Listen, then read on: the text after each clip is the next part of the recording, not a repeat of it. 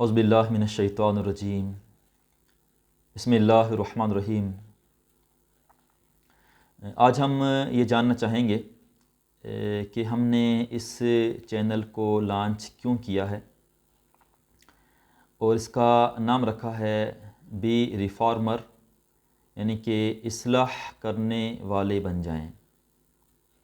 یہ الفاظ جو ہیں ایک حدیث سے ماخوذ ہیں۔ امام مسلم رحمہ اللہ تعالیٰ نے ایک حدیث ذکر کی ہے جس میں نبی اکرم صلی اللہ علیہ وسلم فرماتے ہیں کہ بدأ الاسلام غریباً وسیعود غریباً کما بدأ فطوبی للغرباء۔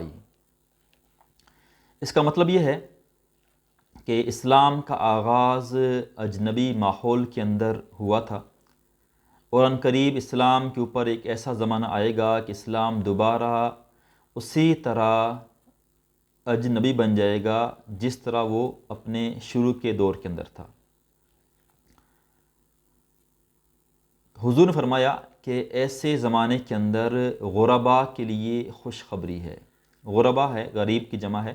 ہمارے اردو کے اندر غریب جو مسکین ہوتا ہے، فقیر، اسے کہا جاتا ہے، لیکن عربی زبان کے اندر جو غریب ہے اس کا مطلب ہے اجنبی، جس کو کوئی جانتے پہچانتے نہ ہوں، جو اپنے گھر سے، اپنے ملک سے کہیں دور ہو، کسی اجنبی سرزمین کے اندر ہو، جس کو لوگ پہچانتے نہ ہوں، جس کو لوگ انجان سمجھتے ہوں۔ فرمایا کہ ایسے اجنبی لوگوں کے لیے خوشخبری ہے۔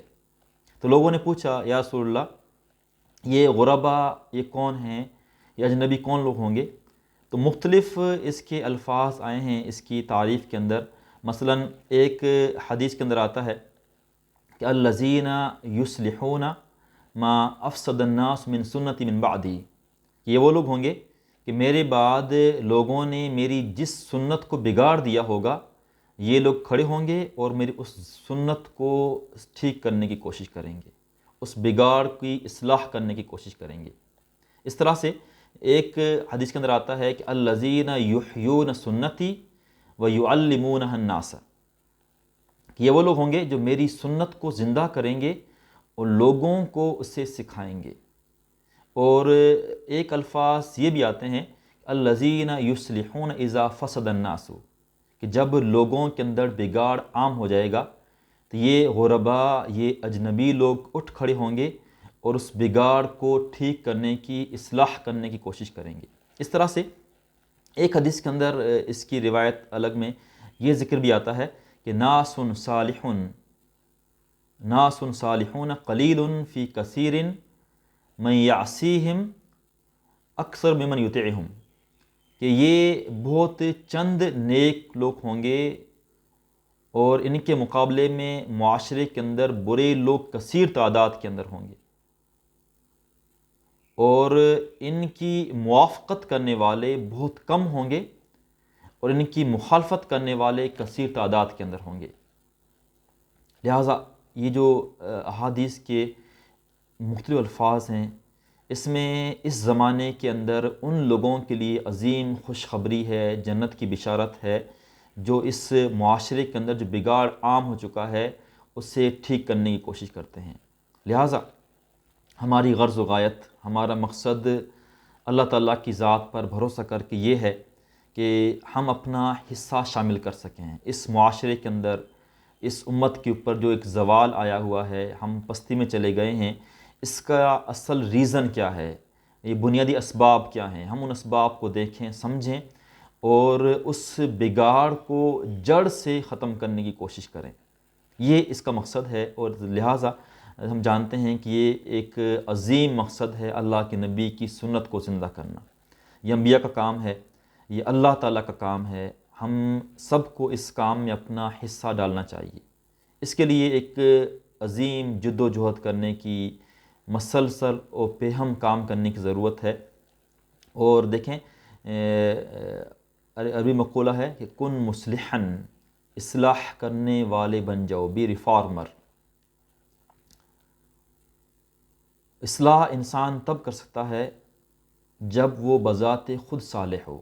دو الفاظ آتے ہیں، ایک ہوتا ہے صالح، کہ انسان خود نیک ہو، خود ٹھیک ہو، اور دوسرا ہے مصلح، وہ خود ٹھیک ہے اور اس کے ساتھ ساتھ وہ اوروں کو بھی ٹھیک کرنے کی اور ان کو نیک بنانے کی کوشش کرتا ہے۔ دونوں میں بڑا فرق ہے۔ اسلام کو وہ لوگ چاہیے جو خود بھی نیک ہوں اور دوسروں کو بھی وہ نیکی کی راہ پر لانے کی کوشش کرتے رہیں۔ لہٰذا ہم سب جانتے ہیں کہ ہزاروں لاکھوں اس طرح کے پلیٹ فارم ہیں جہاں پر لوگ بات کرتے ہیں، دنیا پرستی کی بات ہوتی ہے، کھیل تماشا ہے، ناچ گانا ہے، ہنسی مذاق ہے اور شہرت طلبی ہے، بے شمار چیزیں ہیں۔ لیکن اگر ہم دیکھیں کوئی سنجیدہ بات ہو، دین کی بات ہو، اخلاق کی بات ہو اور اپنی زندگی کے مقصد کو جاننا، اس کو سمجھنا اور پھر اس مقصد کو حاصل کرنے کی کوشش کرنا اللہ تعالیٰ کی رضا کی خاطر، یہ ایسے بہت کم ہیں۔ یہ دیوانوں کا کام ہے، یہ اسلام ان فدائیوں کا کام ہے جو ہر قسم کی قربانی دینے کے لیے تیار ہوں۔ لہٰذا ہم یہ چاہتے ہیں کہ اس معاشرے کے اندر جو صالح عنصر ہے ان تک دین کا صحیح پیغام پہنچایا جائے، خالص قرآن اور سنت کی روشنی کے اندر، یعنی ہمارا ہر قدم اٹھنے سے پہلے ہم 10 بار سوچیں یہ قدم مجھے اللہ کی طرف لے جا رہا ہے یا خدا نخواستہ میں کہیں بہک کر کسی اور طرف جا رہا ہوں۔ اللہ دعا فرماتے ہیں اللہ تعالیٰ ہمیں دین کا جو اصل پیغام ہے اسے سمجھنے اور اس پیغام کو لوگوں کے اندر عام کرنے کی توفیق عطا فرمائے۔ جزاکم اللہ خیرہ۔